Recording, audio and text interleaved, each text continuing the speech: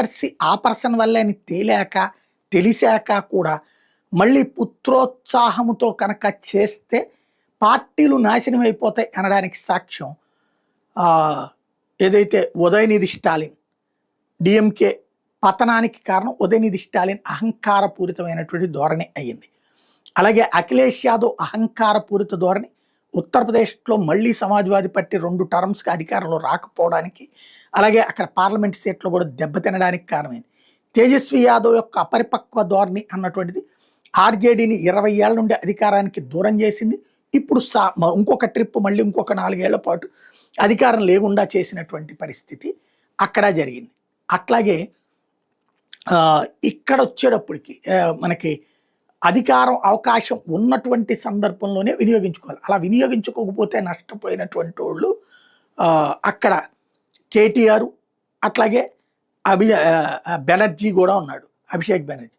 ఇప్పుడు ఆ జాబితాలో చేరాడు తాజాగా ఎవరైతే ఉద్ధవ్ థాక్రే కొడుకు ఆదిత్య థాక్రే. క్రిందసారి అతన్ని సీఎం చేయడం కోసమే తన మామగారు పెట్టిన షరతుల్ని పక్కన పెట్టించింది ఉద్ధవ్ థాక్రే భార్య. రాజకీయాలు మనం చేయకూడదు, రాజకీయాలు మనం శాసించాలి, మనం తెర వెనకాల ఉండటం కాదు, మనం డైరెక్ట్ కింగులు కాకూడదు, కింగ్ మేకర్లు కావాలన్నటువంటిది ఉద్ధవ్ థాక్రే వాళ్ళ నాన్న బాలాసాహెబ్ థాక్రే యొక్క ఆలోచన.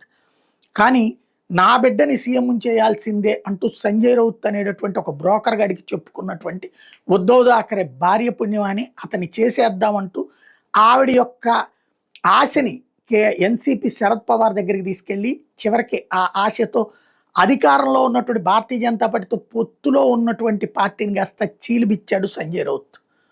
ఆ సంజయ్ రౌత్ ట్రాప్లో పడ్డటువంటి ఉద్ధవ్ థాక్రే భార్య, ఆ పైన ఉద్ధవ్ థాక్రే తమ సిద్ధాంతాలని పక్కన పెట్టి రాద్ధాంతాలు చేస్తూ కాంగ్రెస్తో జట్టు కడితే చివరి నిమిషంలో నీ కొడుకు కాదు నువ్వు సీఎం కావాలని అడ్డం తిరిగాడు శరద్ పవార్.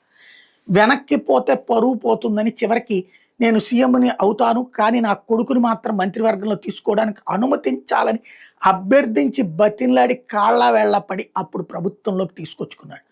ఆ ఆదిత్య థాక్రే అనేవాడు రాగానే 24 గంటలు బార్లు, 24 గంటలు వైన్ షాపులు, 24 గంటలు అమ్మాయిలతో డ్యాన్సులు, పబ్బులకి అనుమతి ఇచ్చి మహారాష్ట్రలో ముంబై లాంటి చోట్ల, అట్లాగే పూణే లాంటి చోట్ల చివరికి ఆడపిల్ల నడి రోడ్డు మీద తిరగడానికి భయపడే పరిస్థితి తెచ్చేటప్పటికి విసిగిపోయిన జనం చాచి కొడితే మొన్న అధికారం దారుణంగా పడిపోయినటువంటి పరిస్థితి.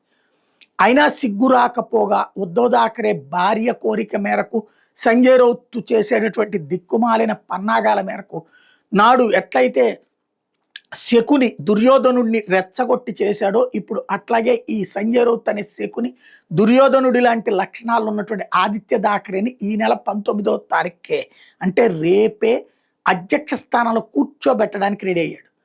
వాడు కూర్చున్నాక మేము కనుక ఆ పార్టీలో ఉంటే మమ్మల్ని నోట్లో ఊస్తారు జనం, అభిషేక్ బెనర్జీకి వీడు డూప్లికేటు అని చెప్పి భావించినటువంటి 9 మంది ఎంపీలు 6 ఎంపీలు అవతలకి వెళ్ళిపోయారు షిండే దగ్గరికి అన్నటువంటిది ఇప్పుడు ముంబైలో కోడై కూస్తున్నారు.